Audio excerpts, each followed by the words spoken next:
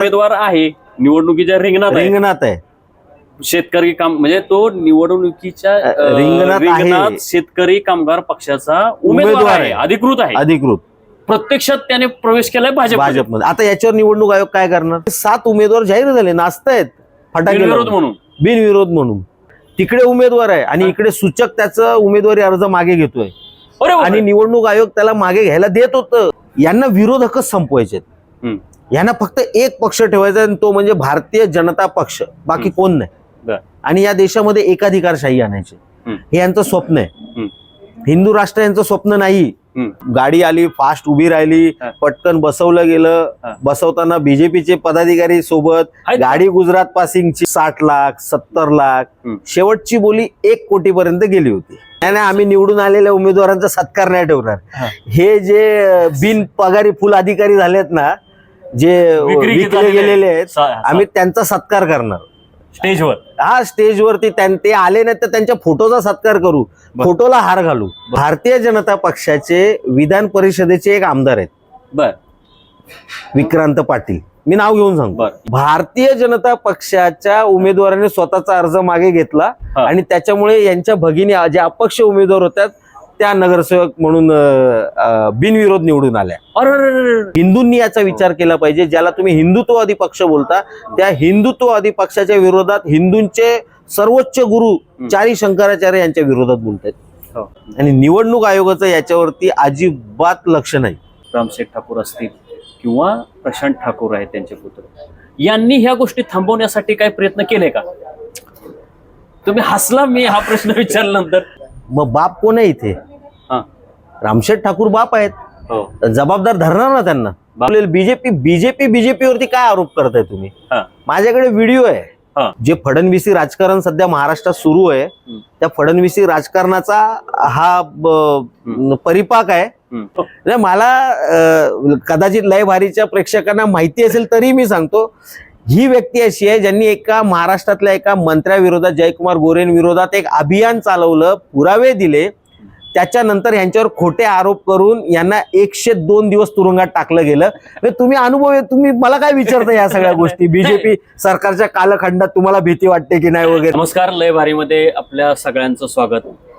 महानगरपालिकांच्या निवडणुका राज्यभरामध्ये सुरू आहेत आणि राजकारणामधले अत्यंत घाणेरडे नवीन प्रवाह कशा पद्धतीने येऊ घातलेले आहेत ते आपण दररोज बघतोय. आणि म्हणजे लोकांचा विश्वास बसणार नाही इतके गलिच्छ, घाणेरडे, लाजिरवाणे असे प्रकार या राजकारणामध्ये येऊ लागलेले आहेत. मी आता पनवेलमध्ये आलेलो आहे. पनवेलमध्ये माझे जुने मित्र आहेत, चळवळीतले मित्र आहेत, योगेश चिलेजी.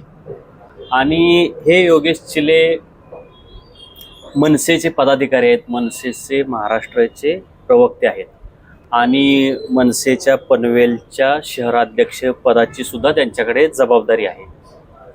तर घाणेरडे प्रकार काय सुरू आहेत मी त्यांच्याकडून जाणून घेणार आहे. तर जे महाराष्ट्रात म्हणजे आता जो अत्यंत ताजा जो घाणेरडा प्रकार महाराष्ट्राला ठाऊक झाला किंवा देशालाही ठाऊक झाला तो कुठला? तर उमेदवार म्हणजे विरोधकांचे जे उमेदवार आहेत तेच खरेदी करायचे. तर हे जे काही खरेदी विक्री संघ तयार झालेला आहे महाराष्ट्रातला, तो संघ म्हणजे तो ज्या पक्षाने, कुठला पक्ष आहे त्याला पुढच्या चर्चेत येईलच की हे कुठले पक्ष किंवा कोण राजकारणी आहेत ते खरेदी विक्री करतात. तर त्या खरेदी विक्री महाराष्ट्रभरात साधारण 60 उमेदवारांची झालेली अशी चर्चा आहे. तर त्यातले 7 उमेदवार या पनवेलमध्ये आहेत आणि ह्या 7 उमेदवारांची खरेदी विक्री अशा पद्धतीने झालेली आहे की ते ऐकूनच मला धक्का बसला, संताप सुद्धा आला, लाज सुद्धा वाटली. तर ही खरेदी विक्री कशी होते याविषयी मी योगेश चिले यांच्यासोबत संवाद साधणार आहे. तर योगेशजी, लय भारीमध्ये आपलं स्वागत. धन्यवाद. हे तुमचं म्हणजे तुम्ही मनसे इथं पनवेलमध्ये तुम्ही महाविकास आघाडीमध्ये सहभागी आहात. तर मला हे पोस्टर तुमचं बघायला मिळालं आणि पोस्टरवर ठळकपणे, म्हणजे पोस्टरची वाचायला सुरुवात ज्यावेळी आपण करतो डाव्या बाजूने, तर त्याच्यात असं म्हटलंय की उमेदवार विकत घेणाऱ्यांना जनतेची ताकद दाखवूया. उमेदवार विकत घेणारे म्हणजे आता हे मी अगोदर प्रस्तावना केल्यामुळे सगळ्यांच्या लक्षात आलेलं आहे. तर इतकं ठळकपणे तुम्हाला का लिहावंसं वाटलं ह्या प्रचारपत्रामध्ये? काय नॉर्मली महाराष्ट्रातल्या जनतेची किंवा देशातल्या जनतेची अशी अपेक्षा असते, आपण ते पूर्वापार बघत आलेलो आहोत की मतदारांना पैसे देऊन मत विकत घेतलं जातं. परंतु भारतीय जनता पक्ष जेव्हापासून आले तेव्हापासून निवडणुकीमध्ये वेगवेगळे फंडे, नवीन फंडे ते शोधून काढत असतात आणि ते वापरत असतात. तर यावेळचा फंडा असा आहे की तुम्ही मतं विकत घ्यायची नाहीत, कारण तुम्ही मत ज्यावेळी विकत घ्यायला जाता त्यावेळी ग्रामीण भागात महाराष्ट्रातल्या एका मताची किंमत 3,000 ते 5,000 रुपये द्यावी लागते.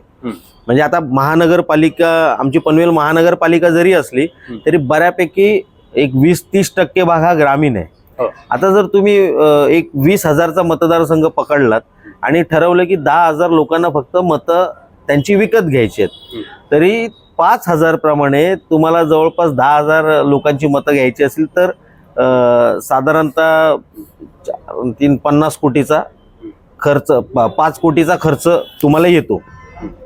आता अशा वेळी तुम्ही जर एखादी कोटी विरोधक जो उमेदवार आहे त्यालाच दिले आणि त्याला स्वतःकडे विकत घेतलं, त्याने अर्ज माघार घेतला की तुमचे पुढचे पैसे वाचतात. हा ट्रेंड आता सध्या पनवेलमध्ये आणि महाराष्ट्रामध्ये सुरू आहे. विरोधी पक्षाचा उमेदवार लोकांना पैसे वाटण्यापेक्षा ते बजेट राखून ठेवायचं, विरोधी पक्षाचा उमेदवारच विकत घ्यायचा मोठा आमिष दाखवून, आणि तो आपल्याकडे विकत घेतला, आपोआप निवडणुका बिनविरोध होतात. आणि निवडणूक आयोगाचं याच्यावरती अजिबात लक्ष नाही. बरं, आता पनवेल पुरता आपण बोलू, कारण हे सगळा आखोद देका हाल तुम्ही बघितलेला आहे खरेदी विक्री मधला. तर पनवेलमध्ये तुमच्या महाविकास आघाडीचे, म्हणजे तुम्ही विरोधात आहात, सत्ताधारी भाजप आहे, तर विरोधी पक्ष तुम्ही आहात. तुमच्यातले किती उमेदवार विक्रीला गेले आणि किती उमेदवार तिकडच्या लोकांनी खरेदी केले, तर ते जरा संख्या सांगा. कुठल्या पक्षाचे, म्हणजे महाविकास आघाडीमध्ये तुम्ही किती पक्ष आहात आणि त्यातले कुणाचे विक्रीला गेले, कुणाचे नाही विक्रीला गेले, तेही सांगा. महाविकास आघाडीमध्ये पनवेलमध्ये शेतकरी कामगार पक्ष हा मोठा पक्ष आहे, सोबत काँग्रेस आहे, राष्ट्रवादी आहे, शिवसेना, उबाठा गट आहे आणि महाराष्ट्र नवनिर्माण सेना देखील आहे. 5 पक्ष आहेत. छोटे पक्ष काही सामावून घेतलेले आहेत, अजून आप असेल, काही ठिकाणी RSP ला सामावून घेतलेलं आहे. तर बऱ्यापैकी विरोधकांची मूठ महाविकास आघाडीमध्ये इथे बांधलेली आहे. आता ह्या खरेदी विक्रीमध्ये 3 उमेदवार शेतकरी कामगार पक्षाचे पळवले गेले, पोरं पळवणाऱ्या टोळीने 3. उद्धव बाळासाहेब ठाकरे यांच्या पक्षाचे 3 उमेदवार या टोळीने पळवले आणि काँग्रेस पक्षाची 1 उमेदवार या टोळीने पळवले. अभिमानाने सांगायचं तर फक्त महाराष्ट्र नवनिर्माण सेना हा एकच मोठा पक्ष 5 पैकी आहे की ज्याचे उमेदवार पळवता आले नाहीत. बर. आणि आमचे सर्व जे उमेदवार होते हे 22 ते 25च्या वयोगटातले होते. तरुण मुलं आहेत. म्हणजे खरं तर ज्यांनी कदाचित लाख रुपये, 2 लाख रुपये पण बघितले नसतील. अच्छा. अशा मुलांना 60 लाख, 70 लाख, शेवटची बोली 1 कोटीपर्यंत गेली होती.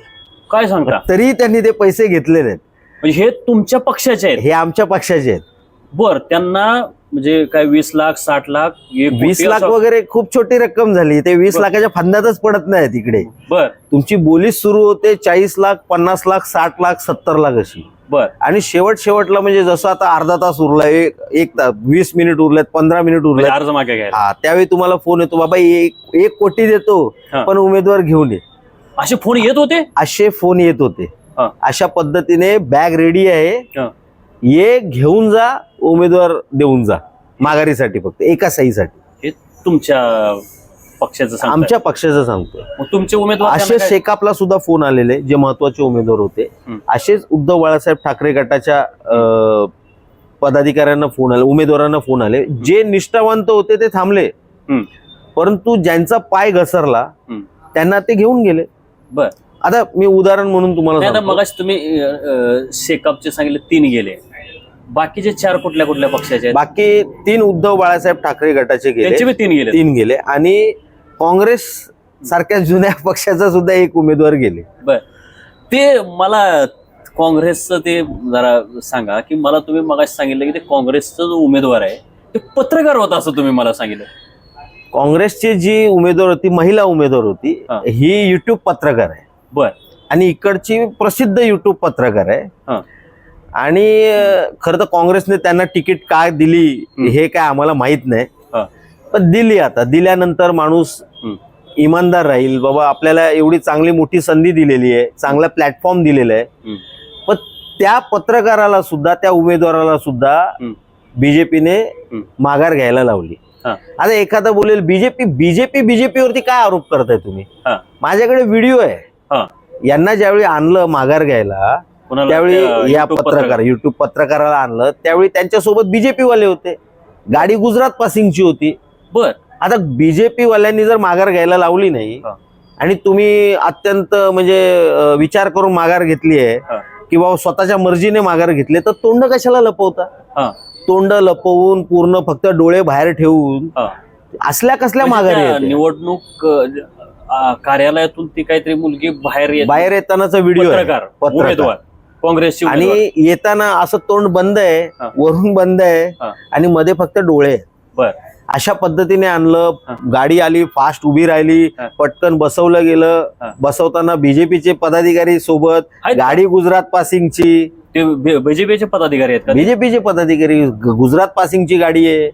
पदाधिकारी कुठले इथले आहेत की? अरे त्यांना जर चॅलेंज करायचं असेल तर सीसीटीव्ही फुटेज दाखवतो.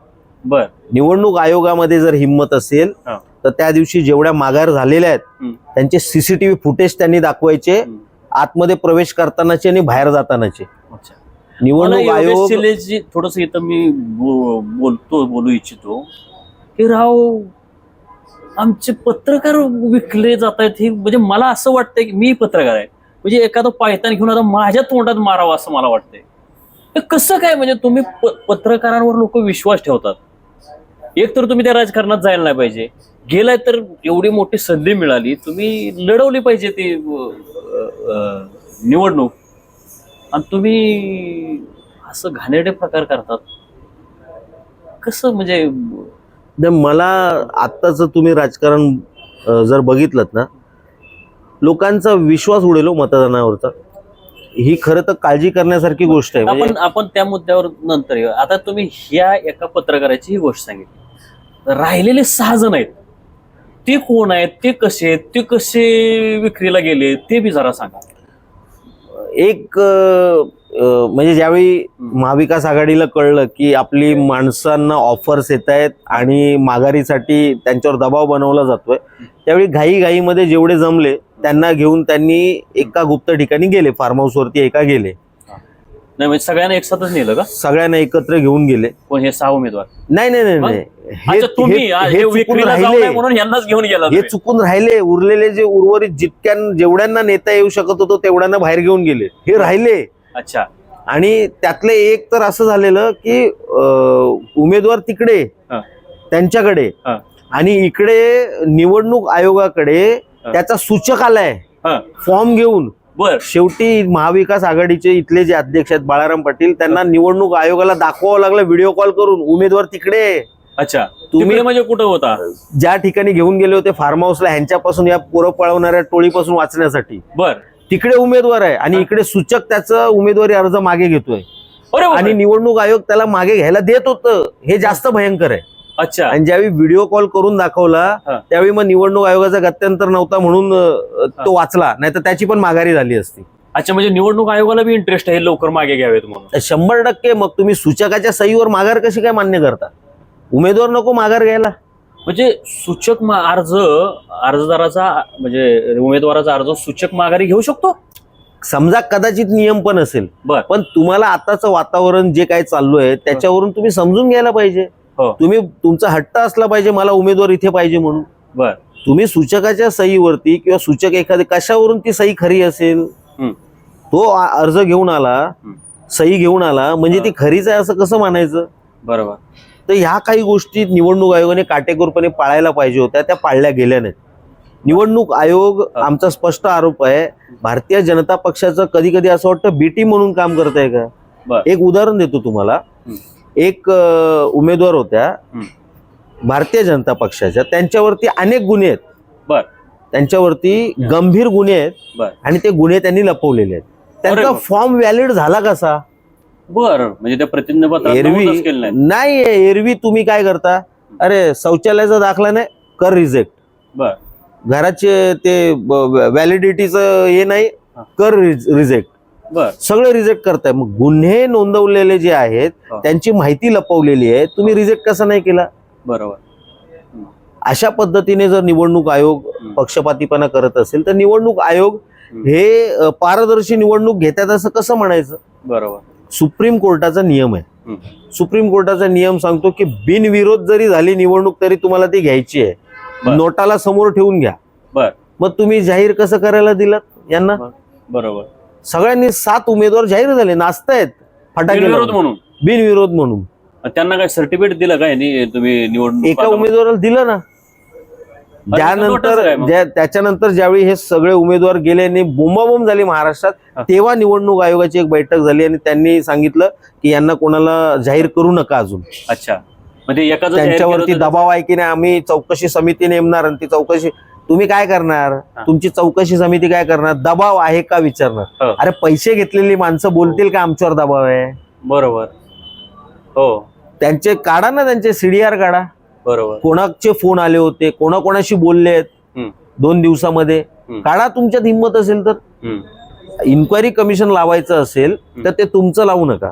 बरोबर. एखाद्या चांगल्या प्रशासकीय संस्था असेल, पोलीस खातं असेल, सीआयडी असेल, त्यांच्याकडे द्या. त्यांनी पूर्ण अभ्यास करून त्यांचं सीडीआर चेक करून मग ठरवलं पाहिजे यांच्यावर दबाव आहे की नाही. पैसे घेतले त्यांचे अकाउंट चेक करा, बघा पुढच्या 5-6 दिवसामध्ये त्यांचे पैसे बाहेर यायला सुरुवात होतात की नाही बघा. मला ते परत एकदा मी त्या 7 जणांकडे परत येतो. तुम्ही त्या आमच्या पत्रकार भगिनीच कशी विक्रीला गेली, म्हणजे उमेदवारी तिची कशी विकली गेली ते तुम्ही सांगितलं. हे बाकीचे जे 6 आहेत त्यातलेही काही किस्से सांगा.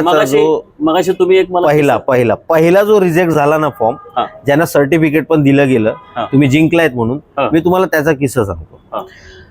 ते जो पहिला रिजेक्ट झाला तो माणूस, ह्याचं रिजेक्शन कशावर झालं तर त्याने कास्ट व्हॅलिडिटी जोडली नाही आणि त्याचं पावती पण जोडली नाही, रिसिप्ट जोडली नाही, याच्यावरती रिजेक्ट झाला उमेदवार. आता तो उमेदवार आहे ना, समोरच्याच जे सत्ताधारी पक्ष आहे त्यातल्या एका मोठ्या राजकीय नेत्याचा तो पीए होता आणि त्याचं कामच होतं निवडणुकीचे फॉर्म भरायचे, ते व्हॅलिड आहेत की नाही चेक करायचे, बरोबर आहेत की नाही, आणि मग ते त्याच्या व्हॅलिडेशन नंतर ते सबमिट व्हायचे.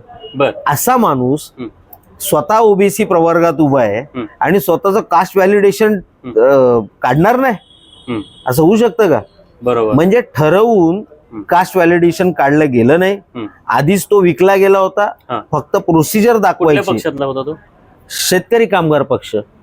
प्रोसिजर दाखवायची, त्या प्रोसिजर साठी फक्त कास्ट व्हॅलिडेशन फॉर्म जोडला गेला नाही आणि स्वतःचा फॉर्म रिजेक्ट करून घेतला. ही अशा पद्धतीने पहिला उमेदवार पनवेलमध्ये विकला गेला.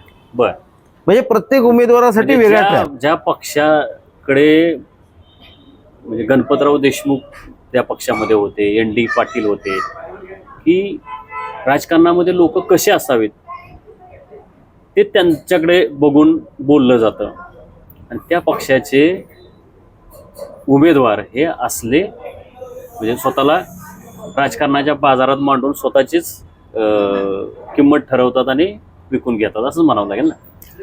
नाही, हल्ली कोणत्याच पक्षाला तशी खात्री राहिलेली नाहीये. समोरच्या ऑफर्सच इतक्या मोठ्या आहेत आणि त्याच्याकडे निवडणूक आयोगाचं लक्ष नाहीये की एखाद्याचा पाय घसरू शकतो. हे होऊ शकतं. म्हणजे मी मगाशी ज्या पत्रकाराबद्दल बोललो, महिला पत्रकाराबद्दल, त्यांची पोस्ट आहे आज, सावित्रीच्या लेकी वगैरे. अरे बापरे. त्याचे मी काय बोलावं मला कळत नव्हतं. तुम्ही करून काय बसलायत आणि तुमची पोस्ट आहे सावित्रीच्या लेकी. सावित्रीबाईंनी शेण खाल्लं होतं स्वतःच्या धोरणांसाठी, स्वतःच्या तत्वासाठी. म्हणजे लोकांनी शेण मारलं होतं त्यांच्या. लोकांनी त्यांच्यावर शेण मारलं होतं. लोकांकडून ते सहन करून घेतलं होतं. या आताच्या सावित्रीने स्वतः हाताने खाल्लंय शेण.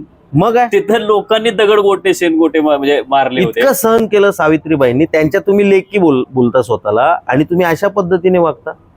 बरं, वरती दुसऱ्या दिवशी फेसबुकवर पोस्ट पण टाकता काय, सावित्रीच्या लेखी. काय बोलायचं ना, राजकारण काय थराला गेलेलं आहे ना. अजून तुम्हाला खरं सांगतो, हे ज्या पद्धतीने सगळं चालू आहे, 2029 ला निवडणूक होईल की नाही, तुम्ही अजून एक मला मगाशी खासगीमध्ये सांगितलंय का उमेदवाराविषयी, की भाजपचा उमेदवार आहे आणि त्याच्या विरोधात शेतकरी कामगार पक्षाचा उमेदवार आहे. त्या म्हणजे अर्ज माघारी घ्यायची वेळ निघून गेली, दोघांचे अर्ज फायनल झालेले आहेत. ही मोडस ऑपरेंडी आहे. हे जरा सांगा, हे लय मजेशीर आहे. ही मोडस ऑपरेंडी महाराष्ट्राला कळू द्या, हे जरा सांगा काय. ही मोडस ऑपरेंडी आहे बीजेपीची. ज्यावेळी त्यांना कळलं की 3 वाजून गेलेत आणि आपण फक्त 7 उमेदवार माघारी घ्यायला लावलेले आहेत, तेव्हा त्यांनी नवीन पद्धत आणली की ठीक आहे, हरकत नाही, माघारी आता नाही घेतलंस ना, माझ्या पक्षात प्रवेश कर आणि प्रचार बंद कर. ऑफर तीच, बर, जी माघारीच्या आधी ऑफर होती तीच ऑफर, माझ्या पक्षात ये, पक्ष प्रवेश कर, प्रचार बंद कर. आता विरोधी पक्षाने काय करायचं, उमेदवार आहे निवडणुकीच्या रिंगणात आहे, शेतकरी काम म्हणजे तो निवडणुकीच्या रिंगणात शेतकरी कामगार पक्षाचा उमेदवार आहे, अधिकृत. प्रत्यक्षात त्याने प्रवेश केलाय भाजपमध्ये. आता याच्यावर निवडणूक आयोग काय करणार, याच्यावर निवडणूक आयोग करणार काय? ही किती मोठी थट्टा आहे, निवडणूक आयोगाचीच थट्टा आहे ना. तुमच्या निवडणूक आयोगाकडे तो शेतकरी कामगार पक्षाचा उमेदवार म्हणून आहे, त्याचा अर्ज म्हणजे मान्य झालेला आहे, फायनल झालेला आहे, त्या याद्या येतील, त्या ईव्हीएमच्या मशीनवर त्याचं नाव येणार त्याचं, आणि इकडे तर त्याने भाजपमध्ये प्रवेश केलाय. आता तुम्ही विचार करा, या सगळ्या ज्या गोष्टी घडतायत, निवडणूक आयोगाची याच्यावर भूमिका काय? तुमचा अभ्यास नाही या गोष्टींचा. या घटना घडतायत, तुम्ही स्वायत्त संस्था बोलता स्वतःला, परंतु स्वायत्तपणे तुम्ही काम नाही करू शकत. अशा पद्धतीने निवडणूक होणार असतील तर तुम्ही मला सांगा, कोण निवडणूक लढणार आहे? बरं, आता मला सांगा, तुम्ही महाविकास आघाडीमध्ये आहात, तर हे जे 7 उमेदवार आहेत किंवा जो आता भाजपमध्ये गेलाय, नाही, तुम्हाला अजून एक किस्सा सांगायचा राहिला, अत्यंत म्हणजे तुम्हाला कळेल काय पद्धतीचं राजकारण सध्या महाराष्ट्रात सुरू आहे. इथे भारतीय जनता पक्षाचे विधान परिषदेचे एक आमदार आहेत, बर, विक्रांत पाटील, मी नाव घेऊन सांगतो. इथे त्यांच्या भाजपचे भाजयुममध्ये आहेत का ते? होते. आता ते भाजपचे विधान परिषदेचे आमदार आहेत, पनवेलचे आहेत, अत्यंत अभ्यासू व्यक्तिमत्व आहे. परंतु त्यांनी त्यांचा अभ्यास कुठे लावला ते मी तुम्हाला सांगतो. आणि पळवाटांचा, यंत्रणांचा आणि स्वतःच्या अभ्यासाचा कसा वापर केला सांगतो. त्यांच्या भगिनी ज्यावेळी खरं तर त्यांच्या सुविद्य पत्नी त्या निवडणुकीला उभ्या राहणार होत्या, परंतु भारतीय जनता पक्षाचं एक नोटिफिकेशन निघालं की आमदारांच्या घरातल्यांना तिकीट दिलं जाणार नाही. यावेळी त्यांच्या अशी चर्चा होती की सुविद्य पत्नी आणि त्यांच्या भगिनी दोघी भारतीय जनता पक्षाकडून उभ्या राहतील वेगवेगळ्या प्रभागातून. परंतु हे नोटिफिकेशन निघाल्यानंतर त्यांच्या पत्नीचं उभं राहणं रद्द झालं, परंतु भगिनीला त्यांनी अपक्ष म्हणून उभं केलं. आणि पत्नीच्या जागी त्यांच्याच एका कार्यकर्त्याला उमेदवारी देण्यात आली. तुम्हाला आश्चर्य वाटेल, उमेदवारी मागे घेण्याच्या वेळी भारतीय जनता पक्षाच्या उमेदवाराने स्वतःचा अर्ज मागे घेतला आणि त्याच्यामुळे यांच्या भगिनी ज्या अपक्ष उमेदवार होत्या त्या नगरसेवक म्हणून बिनविरोध निवडून आल्या. म्हणजे हवे अजबच, म्हणजे हा स्वतःच्या पक्षालाच फसवण्याचा प्रकार आहे. म्हणजे ज्या पक्षाने तुम्हाला आमदार बनवलं त्याच पक्षाची ही फसवणूक आहे. मग मला हे मी का सांगितलं की ज्यावेळी तुम्ही ठरवता काही करायचं नाही, निवडून यायचं, त्यावेळी सगळ्या नीतिमत्ता तुम्ही गुंडाळून ठेवता. जो भारतीय जनता पक्ष स्वतःला पार्टी विथ डिफरन्स बोलतो, त्या पार्टी विथ डिफरन्सने आज लोकशाहीची काय थट्टा चालवली आहे हे फक्त मला तुम्हाला दाखवून द्यायचं होतं. अशी माणसं ज्यावेळी तुम्ही तयार करता त्यावेळी ते स्वतःच्या पक्षालाही सोडत नाहीत, हे समजून घेतलं पाहिजे. बरोबर.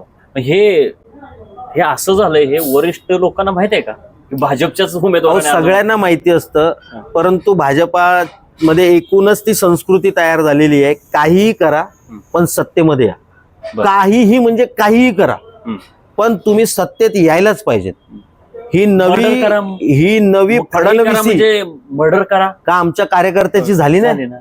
माघारीच्या वादातून आमच्या कार्यकर्त्याची सोलापूरमध्ये मर्डर नाही झाली? बरोबर.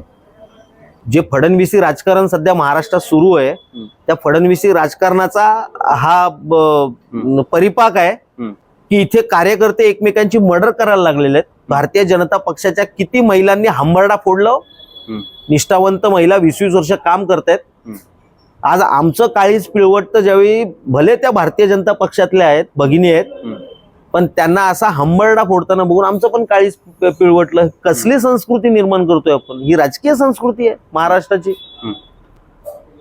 बरं, आता मला सांगा की ह्या पनवेलमध्ये 7 उमेदवार विक्रीला गेले, 1 उमेदवार भाजपमध्ये गेलेला आहे, त्याच्यानंतर हे भाजपचा एक सांगितलं, म्हणजे जवळजवळ 9 उमेदवारांचा हा. नाही, सगळे मिळून 7 आणि तो एक जो भाजपमध्ये प्रवेश केला तो 8वा. अशा 8. बर.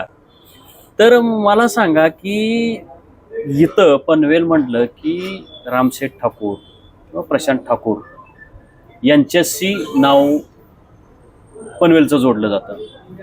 रामशेठ ठाकूर तर आमच्या म्हणजे मी ज्या रयत शिक्षण संस्थेचा विद्यार्थी आहे त्याच संस्थेचे ते विद्यार्थी आहेत आणि तिथं शिक्षकही होते आणि आम्हाला अभिमान वाटायचा की रामशेठ ठाकूर तिथले विद्यार्थी आहेत आणि रयत शिक्षण संस्थेमध्ये ते फार देणग्याही देतात, त्याच्यामुळे एक चांगला माणूस म्हणून त्यांच्याकडे पाहिलं जातं. तर हे जे चांगला माणूस आहे रामशेठ ठाकूर असतील किंवा प्रशांत ठाकूर आहेत त्यांचे पुत्र, यांनी ह्या गोष्टी थांबवण्यासाठी काही प्रयत्न केले का? तुम्ही हसला मी हा प्रश्न विचारल्यानंतर, म्हणजे काही महाराष्ट्रामध्ये म्हणजे हे सगळं जे होतंय ते ह्यांचाच तर हात. महाराष्ट्रामध्ये बीडचं प्रकरण तुम्ही बघितलं असेल. आका संस्कृती महाराष्ट्रामध्ये फोफावते. त्या आका संस्कृतीचे जनकच हे आहेत. अच्छा, म्हणजे एखाद्या मुलाने जर चूक केली तर त्याला जबाबदार कोणाला धरायचं? बापाला. मग बाप कोण आहे इथे? रामशेठ ठाकूर बाप आहेत, जबाबदार धरणार ना त्यांना. बाप म्हणजे पोराचे बी बाप आहेत आणि पनवेलचे बी बाप आहेत, सगळंच धरणार जबाबदार.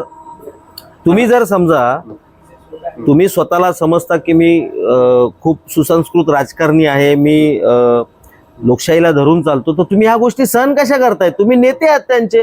तुम्ही थांबवू जर शकत नसाल तर तुम्हाला नेते कसं बोलायचं?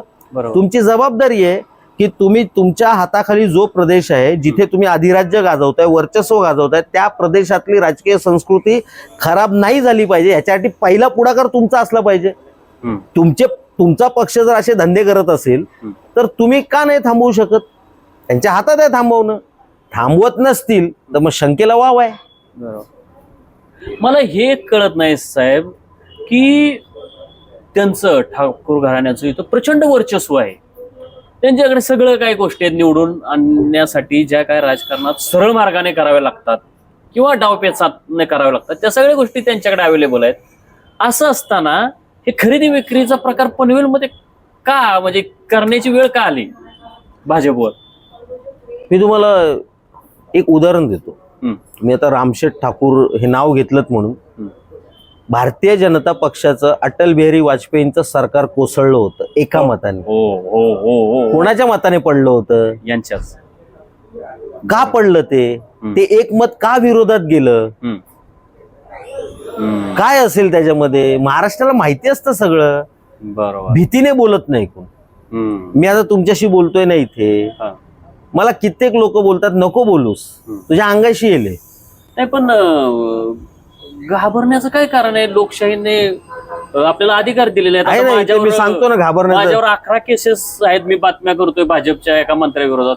मला कोर्टाने स्पष्ट सांगितलंय तुम्हाला टीका करायचा अधिकार आहे लोकशाहीमध्ये, त्यामुळे आपण टीका करतोय. फक्त अभद्र शब्द काय वापरू नयेत. आपण काय अभद्र वापरलेले नाही नाही, आपली संस्कृतीच नाही अभद्र शब्द वापरायची. हो. आपण जी टीका करतो, मी सुद्धा इथे जी टीका करतो ही मी धोरणांवर टीका करतो. मी कधीच कोणाची कोणावरही वैयक्तिक टीका करत नाही. त्यांच्या राजकीय कार्यावरती मी टीका करतो, त्यांच्या वैयक्तिक आयुष्यावरती मी कधी टीका करत नाही. आमचं धोरणच नाहीये ते.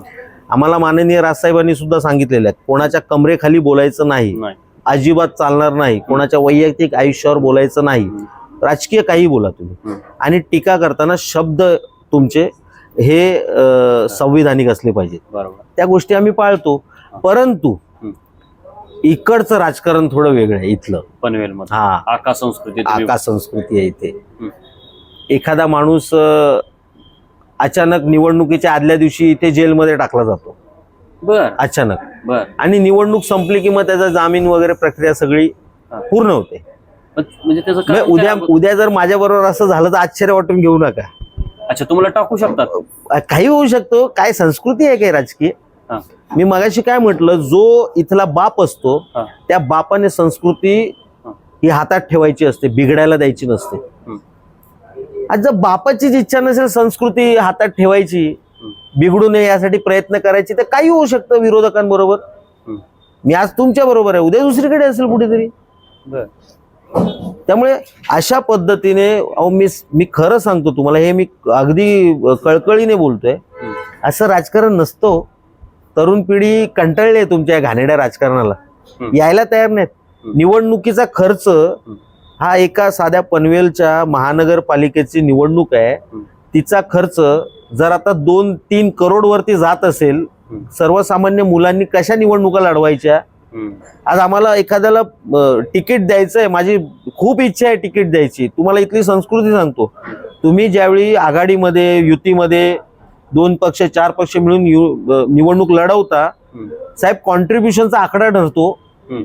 ह्या प्रभागामध्ये 4 उमेदवार, तुमचा पॅनल तयार झालेला आहे, 4 उमेदवार बसतात आणि आकडा ठरवतात प्रत्येकी किती काढायचे ते. 22-25 वर्षाच्या मुलांकडे 30 लाख 40 लाख 50 लाखाचं कॉन्ट्रीब्युशन द्यायला पैसे कुठून येणार. कशी लढवायची निवडणूक त्यांनी. आणि मग तुम्ही म्हणता की एकटे लढा. अरे एकटे लढून तुम्ही मतं पण देत नाहीत आम्हाला. म्हणजे इथल्या मतदारांवरती माझा रोष आहे. मतदारांनी ही संस्कृती सहन केली. मतदारांनी फक्त पैसेवाल्यांच्या मुलांनी जे पैसे वाटतात त्यांना मत देणं सुरू केलं, आणि सर्वसामान्य घरातली, त्यांच्या स्वतःच्या घरातली मुलं सतरंज्या उचलत बसलेत. ही महाराष्ट्राची संस्कृती झालेली. सतरंज्या उचलत बसलेत कार्यकर्ते इथले, निवडणूक लढवू शकत नाहीत. आपण बोलतो जुन्या काळी चांगलं होतं रे, हा आमदार झाला, तो आमदार झाला. अरे त्याला पैसे नव्हते वाटायचे, त्याला फक्त चेहरा दाखवायचा होता, तो स्वच्छ किती आहे, तरी त्याला लोक मतदान करत होते. आज स्वच्छ चेहऱ्याची किंमत संपली आहे. आज तुमचा चेहरा किती बरबटलेला असू दे, पण तुम्ही फक्त पॉकेटचा चेहरा दाखवा आणि त्यामधला आकडा सांगा 2000 आहेत की 3000, तुम्हाला मतं मिळतात. हे लोकांच्या हातामध्ये, लोकांनी थांबवावं नाही. तुम्हाला जर नगरसेवक आमदार इमानदार पाहिजे तर तुम्ही का नाही स्वतः इमानदार बना ना. तुम्ही इमानदार पहिले. तुम्ही बेईमानी करणार तिथे मत देताना, आणि मग पैसे घेताना बेईमानी करणार, आणि मत देताना इमानदार बनता. बरोबर. बेईमानासाठी. बरोबर. योगेशजी, मला सांगा की तुम्ही अनेक वर्षापासून चळवळीमध्ये आहात. पूर्वी काँग्रेस राष्ट्रवादीचं सरकार सत्तेत होतं. मी बघितलेलं आहे डोळ्याने. तुम्ही मंडळी विद्यापीठ असेल तर त्या कुलगुरू असतील, उच्च तंत्र शिक्षण मंत्री असतील, सामाजिक न्याय विभागाचे मंत्री असतील, शालेय शिक्षण मंत्री असतील, तर ह्या लोकांना तुम्ही म्हणजे आंदोलनाने हैराण करून सोडायचं. बाकीच्याही चळवळी होते, त्यामुळे त्या खात्याच्या मंत्र्यांना तुमचा त्रास व्हायचा. त्यावेळी काँग्रेस राष्ट्रवादीचं सरकार होतं. तुम्ही त्यांच्या विरोधात हे असे चळवळी करायचे. त्यावेळी असे प्रकार होते का हो? बघा, मी तुम्हाला फरक सांगतो. त्यावेळी बॅलेट पेपरवरती निवडणूक व्हायच्या. नाही, ईव्हीएम वर झाले होते की त्यांच्याच काळात आल्या ना? हो, आल्या. पण ईव्हीएम, तो ईव्हीएम मध्ये आणि ह्या ईव्हीएम मध्ये फरक आहे. त्या व्हीव्हीपॅट मशीन मध्ये आणि ह्या आता जे वापरतात त्या व्हीव्हीपॅट मशीन मध्ये फरक आहे. तर तुम्ही तो समजून घ्या. बॅलेट पेपरवर ज्यावेळी निवडणुका व्हायच्या त्यावेळी तुम्ही एखादं केंद्र हायजॅक करू शकत होतात. आता ईव्हीएम वरती अख्खी निवडणूक हायजॅक करता येते. हा फरक आहे दोन गोष्टीतला. आणि जे बोलतात काँग्रेसच्या काळामध्ये ईव्हीएम आलं, त्यांना हे माहितच नसतं. काँग्रेसच्या काळात आलेलं ईव्हीएम वेगळं होतं, त्याची व्हीव्हीपॅट मशीन वेगळी होती, यंत्रणा वेगळी होती, आणि आता यांनी यांच्या सोयीनुसार त्याच्यात मध्ये बदल केलेले आहेत. हे समजून प्रचंड कम्प्लीट बदललेली आहे आता. आता तुम्ही जो प्रश्न विचारला की तुम्ही त्यावेळी पण आंदोलन करायचं, फरक काय दिसतो? तो फरक हा दिसतो, त्यावेळी आम्ही आंदोलन करायचो, छाती बाहेर काढून आंदोलन करायचो. आम्हाला भीती नव्हती की आम्हाला गुन्हेगारासारखी वागणूक दिली जाईल. त्यावेळेचे पोलीस सुद्धा जी वागणूक द्यायची आम्हाला की बाबा हे राजकीय गुन्हेगार आहेत, हे एखाद्या सामाजिक प्रश्नासाठी भांडतायत, त्यानुसार ते आमच्याशी वागणूक ठेवायचे. आत्ताच झालंय असं की पोलिसांवरती इतका दबाव आहे, बिचाऱ्यांवर इतका दबाव आहे की जसं राजकीय पुढारी सांगतात त्या पद्धतीने ते आम्हाला ट्रीट करतात. अच्छा, म्हणजे माझं ठीक आहे, मी एका पक्षाचा प्रवक्ता असल्यामुळे कदाचित मला थोडं सॉफ्ट कॉर्नर असेल, पण बाकीचे जे सर्वसामान्य कार्यकर्ते असतात अक्षरशः त्यांची माय काढली जाते.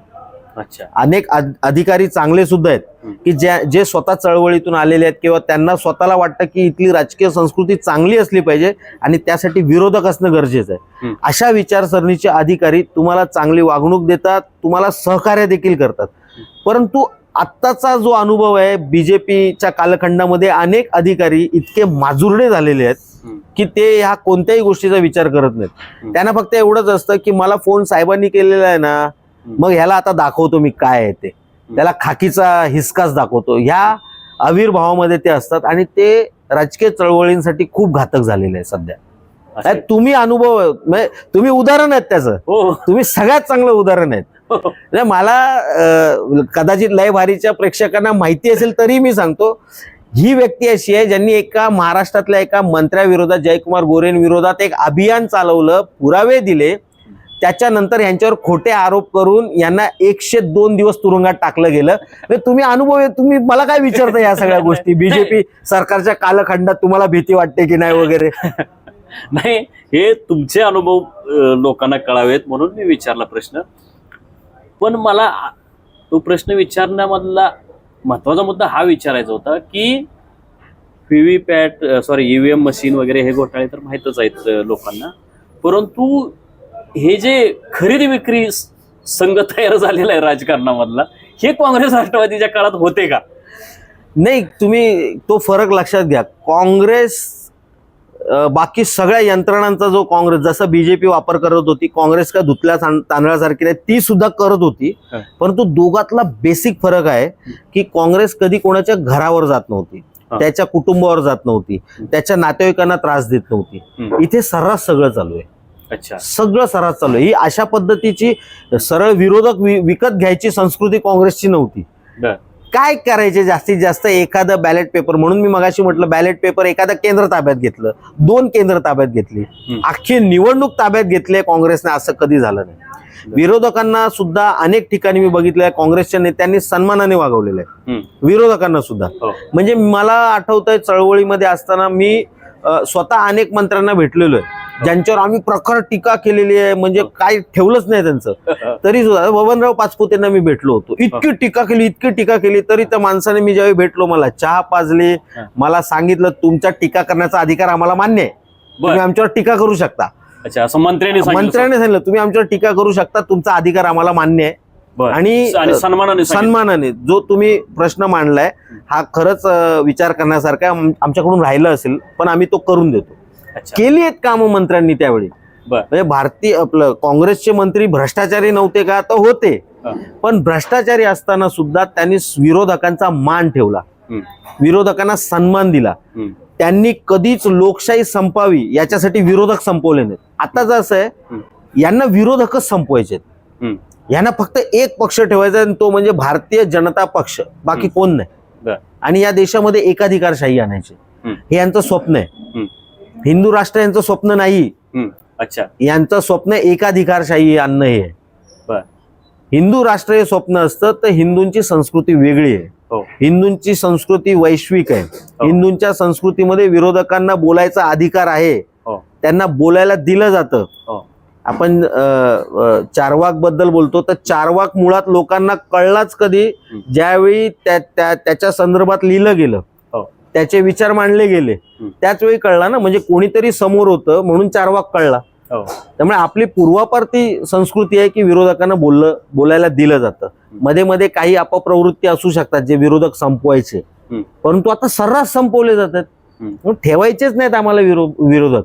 आम्हाला ना सत्यपाल मलिक ठेवायचंय, आम्हाला ना जगदीप धनखडांना ठेवायचंय, ना आम्हाला प्रवीण तोगडिया ठेवायचंय. आमच्या विरोधात जो बोलेल तो आम्हाला ठेवायचाच नाही. ही राजकीय संस्कृती या देशाची नाही. शंकराचार्य म्हणून बोललो ना, त्यांना सुद्धा मी म्हणून बोललो ह्यांना हिंदू राष्ट्र आणायचं नाही. कारण चारही शंकराचार्य जरी हिंदुत्ववादी असते तर यांच्या विरोधात नसते. आज चारही शंकराचार्य यांच्या विरोधात बोलतायत. हिंदूंनी याचा विचार केला पाहिजे. ज्याला तुम्ही हिंदुत्ववादी पक्ष बोलता त्या हिंदुत्ववादी पक्षाच्या विरोधात हिंदूंचे सर्वोच्च गुरु चारही शंकराचार्य यांच्या विरोधात बोलतायत. कशावरून कसा काय आम्ही याला हिंदुत्ववादी पक्ष बोलायचा? या सगळ्या गोष्टींचा जनतेने विचार करायचा वेळ आलेला आहे. विटली आहे जनता विटली अक्षरशः. अहो, राष्ट्रवादीचा जिल्हाध्यक्ष खुलेआम बोलतोय. आज अजित पवार बोलले आहेत खुलेआम 2,500 मतं सेट करून ठेवलेली आहेत ईव्हीएम वरती. आज पिंपरीमध्ये, ज्यावेळी पिंपरी चिंचवडमध्ये राष्ट्रवादी आणि भारतीय जनता पक्ष वेगवेगळे लढतायत, त्यावेळी अजित पवार बोलतायत की ईव्हीएम मध्ये 2,500 मतं सेट करून ठेवलेले आहेत. आणि ज्यावेळी विरोधक बोलतात त्यावेळी खोटं असतं ते. म्हणजे याचा अर्थ त्यांना माहित आहे की विधानसभेला सुद्धा असेच कितीतरी हजार सेट केलेले. तुम्हाला उदाहरण देतो फक्त एकाच निवडणुकीचे. अंबरनाथ नगर परिषदेची निवडणूक आता झाली, तिचा रिझल्ट लागला. 3 घटना घडल्या एकाच दिवशी. 20 तारखेला निवडणूक झाली. 3 घटनात तुमचे जे व्ह्युअर्स आहेत त्यांना सांगा शांतपणे ऐका मी काय सांगतोय. 3 घटना आहेत. पहिली घटना आहे, 2 माणसांना पैसे वाटप करताना पकडलं. माणसं कोणाची? भारतीय जनता पक्षाची. आरोप करताय कोण? अजित पवार गट. दोघही सत्तेमध्ये बसल्यात महाराष्ट्राच्या. विरोधक बोलतायत पैसे वाटले जात आहेत. सत्तेत असताना हे बोलतायत तिकडे वरती पैसे वाटले जात नाहीत. खोटं आहे सगळं. सिंधुदुर्गामध्ये घटना घडली. निलेश राणे बीजेपीच्या पदाधिकाऱ्याला पैसे वाटताना पकडतात. कोण आहेत? दोघही सत्तेमध्ये आहेत. मुख्यमंत्री आणि उपमुख्यमंत्र्यांचे पदाधिकारी आहेत. बीजेपीच्या पदाधिकाऱ्याला क्लीन चिट दिली जाते. अंबरनाथ मधली दुसरी घटना, 200 महिलांना कोंडून ठेवलेलं आहे. मतदान करू नयेत म्हणून. कोंडून ठेवणारे कोण? भारतीय जनता पक्ष. आरोप करणारे कोण? शिंदे गट. दोघही तिकडे आहेत. तिसरी घटना, ईव्हीएम मशीन मध्ये फेरफार आहे. आरोप करणारे कोण? भारतीय जनता अजित पवार गट. आरोप कोणावर? बीजेपीवर. वरती सत्तेमध्ये बसतात त्यावेळी बोलता ईव्हीएम हॅक होत नाही, ईव्हीएम मध्ये घोळ नाही, पैसे वाटप केलं जात नाही, आम्ही बोगस मतदार आणत नाही. आणि स्वतः ज्यावेळी विरोधी एकमेकांच्या विरोधात नगर परिषदा महानगरपालिकांमध्ये लढता त्यावेळी तेच आरोप तुम्ही एकमेकांवर करता. लोकांनी या गोष्टीचा विचार केला पाहिजे. ज्या पद्धतीचं राजकारण या महाराष्ट्रात सुरू आहे, ही उदाहरणं सांगितली आहेत तुम्हाला. फक्त याच्यापेक्षा भयंकर राजकारण अजून महाराष्ट्राच्या ग्रामीण भागात गेलात तर तुम्हाला दिसेल. आता तुम्ही आपण पनवेल महानगरपालिकेविषयी बरंचसं बोललो. तुम्ही राज्यभरातलेही बरेचसे अनुभव सांगितले. अंबरनाथ असेल, बदलापूर असेल, सोलापूर असेल आणि सिंधुदुर्ग वगैरे सांगितलं. मुंबईमध्ये काय चालू आहे? कारण सध्या सगळ्यांचं लक्ष मुंबईमध्ये. तिथली तुमची काय निरीक्षण आहे? मुंबईमध्ये तुम्हाला घरोघरी जाऊन पैसे वाटता येत नाहीत, कारण मीडिया प्रचंड अलर्ट आहे आणि मीडिया तिथे कोणाचाच नाही. बऱ्यापैकी इथे कसं असतं, ग्रामीण भागामध्ये इथले जे पत्रकार आहेत ते बिचारे डिपेंड असतात एखाद्या नेत्यावरती. त्यांना युट्यूब चॅनल चालवायचं आहे म्हणून असेल किंवा पिकनिकला जायचं आहे, नेत्यावर डिपेंड आहेत. तर ते भूमिका घेताना विचार करून भूमिका घेतात. मुंबईमध्ये तसं कमी होतं. होत नाही असं नाही, कमी होतं. त्यांचा प्रयत्न असतो पक्षपातीपणा दिसला नाही पाहिजे, बॅलन्स करायचा प्रयत्न करतात ते. त्यामुळे मुंबईमध्ये एखादा माणूस पैसे वाटायला जर घरोघरी गेला तर नागरिक सुद्धा चोपतील त्याला, अशी परिस्थिती आहे. मग मुंबईत काय करतात? मुंबईमध्ये मंडळांना पैसे दिले जातात.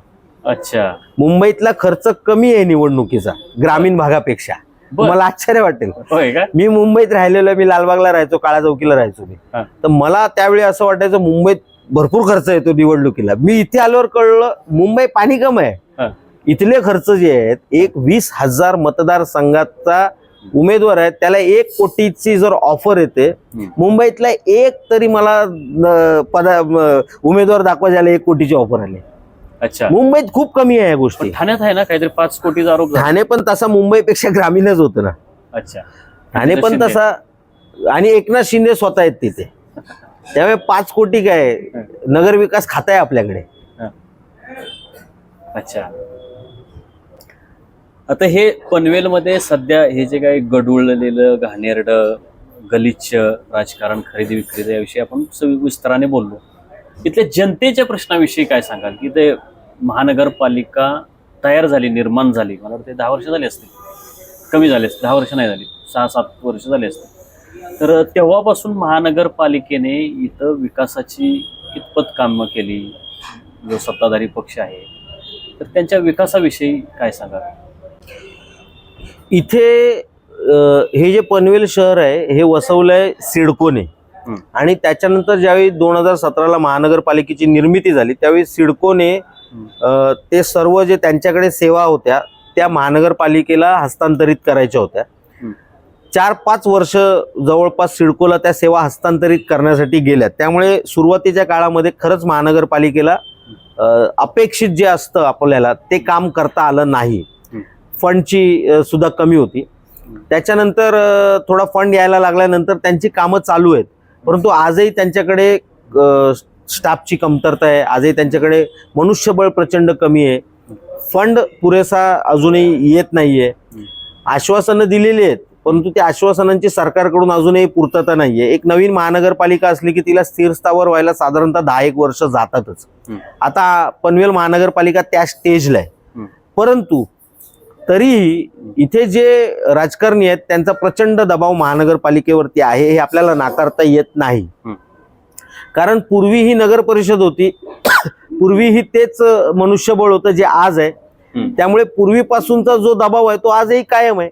तो जर दबाव हटवायचा असेल तर इथले राजकीय नेतृत्व हे बदलणं गरजेचं आहे. ते राजकीय नेतृत्व बदललं तर कदाचित नवीन जे येतील त्यांना तसा दबाव निर्माण करायला 20 वर्ष जातील जो आज दबाव आहे. अच्छा, मनसेच्या स्थापनेनंतर पहिल्यांदाच दोघे भाऊ उद्धव ठाकरे आणि राज ठाकरे पहिल्यांदाच एकत्रित निवडणूक लढतायत, आणि इथं तुमच्यासोबत आणखी 3 पक्ष आहेत, म्हणजे तुम्ही दोघे आणि 3 पक्ष. तर हे अशी महायुती किंवा महाआघाडी, महाविकास आघाडीमध्ये तुम्ही एकत्रित लढताय, तर हे ताकद तेवढी म्हणजे इथल्या जे सत्ताधारी आहेत त्यांना शह देऊ शकेल एवढी ताकद किंवा तेवढं वातावरण आहे का? किंवा त्या वातावरणावर, म्हणजे वातावरण जरी असलं तरी ह्या खरेदी विक्रीचा त्याच्यावर काय चांगला वाईट कसा परिणाम झालेला आहे? तुम्ही जर वातावरणाचं बोलाल तर अंडर करंट आहे. लोकांना भारतीय जनता पक्ष मान्य नाही. अनेक लोक बोलतात आम्ही मतदान तुम्हाला केलेलं आहे, म्हणजे त्याची संख्या इतकी प्रचंड मोठी आहे की खरं तर आम्ही जिंकायलाच हवं होतं, परंतु रिझल्ट मध्ये ते दिसत नाहीये. आता दोन्ही ठाकरे बंधू एकत्र आल्याचा परिणाम जसा मुंबईमधल्या मतदारांवर झालेला आहे तसा तो इथेही झालेला आहे. लोकांना खूप आनंद आहे. तुमच्यासारखे अनेक पत्रकार सुद्धा आनंदित झालेले आहेत की जाऊ दे 2 भाऊ एकत्र आलेले आहेत, यांनी तरी मिळून निदान भाजपचा सुपडा साफ करावा अशी सगळ्यांची इच्छा आहे. आता बघू मतदार राजा कसा त्याला प्रतिसाद देतोय ते. मला वाटतंय आपण आता संपूया, पण ही मुलाखत संपवण्या अगोदर मी एक तुम्हाला सजेशन देतो, एक सल्ला देतो की निवडणूक झाल्यानंतर उमेदवार निवडून येतील तर ते निवडून आलेल्या उमेदवारांचा तुम्ही सत्कार ठेवाल. माझं नाही, आम्ही निवडून आलेल्या उमेदवारांचा सत्कार नाही ठेवणार. हे जे बिन पगारी फुल अधिकारी झालेत ना, जे विकले गेलेले आहेत, आम्ही त्यांचा सत्कार करणार स्टेजवर. हा, स्टेजवरती ते आले नाही तर त्यांच्या फोटोचा सत्कार करू, फोटोला हार घालू. कारण त्यांनी असा एक ट्रेंड सेट केलाय ना महाराष्ट्रामध्ये की त्याला तोड नाहीये काय. तुम्ही लोकशाही संपवण्याच्या प्रक्रियेतले पहिले भागीदार आहात, तर पहिल्या भागीदारांचा सन्मान केला पाहिजे ना. तो आम्ही 100% करणार सन्मान. म्हणजे हार कशाचा, फुलांचा असणार आहे का? तो वेळ ठरवेल अच्छा, हार कसला असेल. त्या मनसे सांगून हार नाही घालत गळ्यात. अच्छा, ते घातल्यावरती कळेल त्यांना कोणता हार घातलाय. त्यांचं नशीब आमच्या पक्षाचे नाही आहेत ते, हे त्यांचं चांगलं नशीब आहे. अरे आणि आमच्या पक्षाचे असते ना तर त्यांना हार कळले असते कसले घालायचे आहेत ते. बर, त्या बघू त्यांचा पक्ष निर्णय घेईल कोणता हार घालायचा तो. पण त्यांना असं काही वाटलं नाही का हो, आपण मतदारांना फसवतोय, लोकशाहीचं वस्त्रहरण करतोय, संविधानाच्या चिंधड्या उडवतोय, असं ह्या त्या 7 लोकांना लोक तरी कसं म्हणायचं हो यांना? ते गद्दार शब्द जो आहे लोकप्रिय झालाय अलीकडं, त्या गद्दार शब्दालाही लाज वाटेल ह्या तुमच्या ह्या 7-8 जणांना बघितलं तर. बघा काय आहे, मुळात त्यांच्या ध्यानीमनीच नाहीये की तुम्ही करताय काय. तुम्ही लोकशाहीचं वस्त्रहरण करताय हे तुमच्या ध्यानीमनी नाहीये. तुम्ही विकले गेल्यामुळे तुम्ही जेवढे मतदार तुमच्यावरती भरोसा ठेवून असतील, कदाचित 20,000 पैकी 10,000 असतील, 5,000 असतील, त्या सगळ्या मतदारांचा हक्क तुम्ही हिरावून घेतलात ना मतदानाचा. त्यांना 5 वर्षातून एकच आशा असते ती की याने 5 वर्ष काम केलेलं नाही, आता याला मी दाखवतो, मी मतदार म्हणून माझ्यामध्ये काय दम आहे, तो माझी ताकद काय ती ताकदच तुम्ही त्यांची हिरावून घेतलात. इतक्या लोकांचे हाय तुम्हाला लागणार आहेत की ज्यांना गेल्या 8 वर्षामध्ये, 8 वर्ष झाली पनवेलमध्ये पहिली निवडणूक होऊन, 8 वर्ष ज्यांनी त्रास सहन केलेला आहे, त्यांना ही संधी होती बदलाची, तुम्ही त्यांची संधी त्यांच्याकडून हिरावून घेतलं. ते कसे चांगले बोलतील तुम्हाला, तुमच्याबद्दल मनातून शिव्या काढणार, ते हाय लागणार. मला तर ते इतकं वाईट वाटलंय राव, त्याच्यात आमचे पत्रकार आहेत. आता मला हेच मला हृदयाला लागले. पत्रकारांच्या किस्स्यांवरती वेगळं आपल्याला एखादं चर्चा करावी लागेल. इतके किस्से आहेत पत्रकारांच्या हल्ली. अभ्यासू पत्रकार, पक्षपातीपणा न करणारे पत्रकार आता बोटावर मोजता येतील एवढे राहिलेले. राजकारणी हल्ली पत्रकारांपासून पळतात. पूर्वी पत्रकार आले की राजकारणी घाबरायचे, पळायचे. अहो माझ्या प्रश्नाला पळायचे. मी ज्यावेळी मंत्रालयामध्ये अनेक मंत्र्यांना प्रश्न विचारायचो, पळायचे. आता पण पळतात, पण ते वेगळ्या कारणाने पळतात. आताचं पळायचं कारण वेगळं आहे. तेव्हा घाबरून पळायचे, आता कारण वेगळं आहे पळायचं. आता काय पत्रकार पाकिट मागतात 100% म्हणून राजकारणी पळतात. पण ह्याच्यातून पण आशा काय आहे की काही पत्रकार अत्यंत चांगले आहेत. म्हणजे आमच्याकडे सुद्धा काही खूप चांगले पत्रकार आहेत जे चांगल्या मीडियामध्ये सुद्धा काम करतायत. कोणी सकाळला काम करतंय, कोणी लोकमत पुढारीला काम करत. त्याचप्रमाणे काही युट्यूब पत्रकार सुद्धा आहेत की जे म्हणजे त्यांना तर अवॉर्ड दिलं पाहिजे. एक तर युट्यूब पत्रकारिता करणं तसं कठीण आहे. तुम्हाला पैशाचं कोणतंही साधन नसतं. अशा वेळी तुमचा पाय घसरू शकतो. पण पनवेलमध्ये मी अनेक पत्रकार सांगेल, युट्यूब पत्रकार आहेत ते, परंतु त्यांचा पाय घसरत नाही. बरोबर, ते लाचार नाहीत कोणाचे, ते कुठल्या राजकारण्यांच्या पैशावर अवलंबून नाहीत. अशा पत्रकारांचा मात्र आमच्या मनामध्ये प्रचंड आदर आहे, प्रचंड आदर आहे. बाकीच्यांचं म्हणाल तर मी किस्से सांगेल तुम्हाला. बरोबर. तर योगेशजी, मी तुम्हाला ह्या निवडणुकीच्या शुभेच्छा देतो आणि रजा घेतो. शुभेच्छा तरी कशा द्यायच्या हे माझं डोकंच काय बोलावं. तर तरी पण जे काही उरलेले तुमचे थोडेफार उमेदवार असतील त्यातले काही जण येतील निवडून आणि आल्यानंतर परत आपण एकदा भेटू. इथं समजा तुम्हाला यश मिळेल नाही मिळेल मला माहित नाही, परंतु बाकीच्या ठिकाणी तरी, मुंबईसारख्या ठिकाणी तरी या दोन्ही ठाकरे बंधूंना यश मिळेल असं आपण आशा करूयात. आणि मी तुमची रजा घेतो. धन्यवाद.